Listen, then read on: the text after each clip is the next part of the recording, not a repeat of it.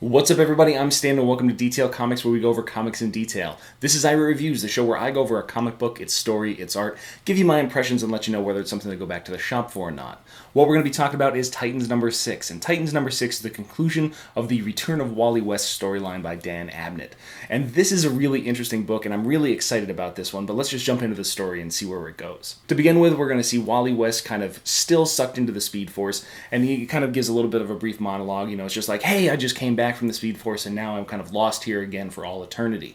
And immediately it bounces back to Kadabra and Linda Park. So she was just rescued by Wally before he evaporated into the Speed Force. She's kind of distraught because of this whole thing.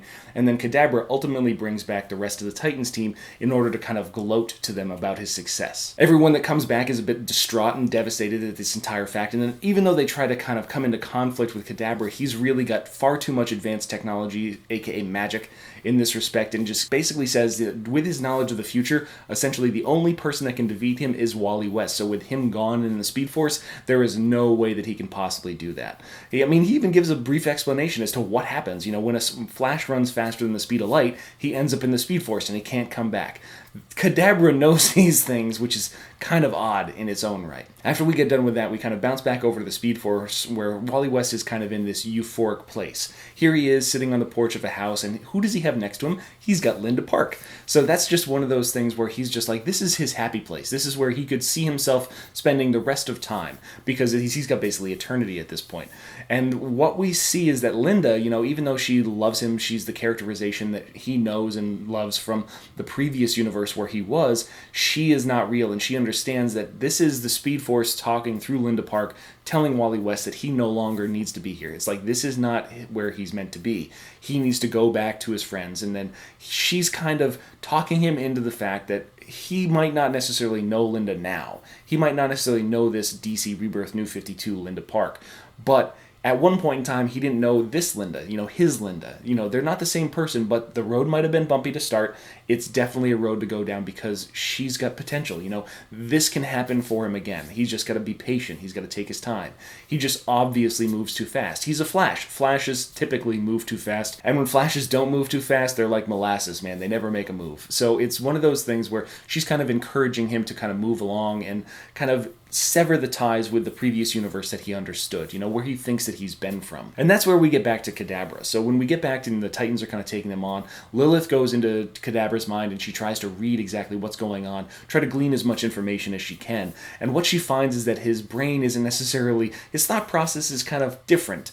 It's more like clockwork. Bounce back into Wally West's world where he's talking to Linda, and they say their goodbyes, they say their I love yous. He finds that he's moving past this situation, and he just comes in and just wails on Kadabra, just knocks him cold, throws him into this kind of Speed Force time loop vortex that's going to send him back to the future, and then everybody's a team again. Everybody's super happy, and it's just it's a really great ending panel for that. The return of Wally West is like the return of Wally West again.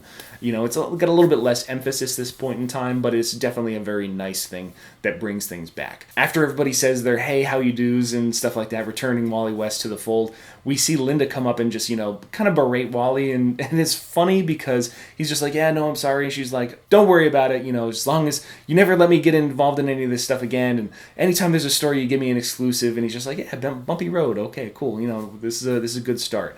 And, it's just like, I'm way better once you get to know me. So that's really interesting. It's going to be good to see that kind of budding relationship between Linda and Wally again. And then Lilith kind of relays one last thing that she found in the head of Kadabra, and that is the word Manhattan. So most likely in this situation, what they're going to do is they're going to determine that that's New York City Manhattan and not necessarily Dr. Manhattan, because they aren't aware of who Dr. Manhattan is. But it's a good place to end the story. Except for the fact that the story really ends with one of the most notorious foes of the Teen Titans team, and that is Deathstroke figuring out who the hell is Wally West. So as far as Titans number 6 goes, it's a really good capstone to the actual arc itself. When this started back in Titans Rebirth and then went all the way into Titans number 6, it was just the story of the return of Wally West and what he means to this team, and kind of establishing him back into the DC Rebirth universe and giving him a solid characterization. Titans number 5 was one of the best singular stories for Wally West that I've read in a long time, and this return is just kind of like, it was tying up those loose ends and it was adding a little bit more flavor regarding DC Rebirth.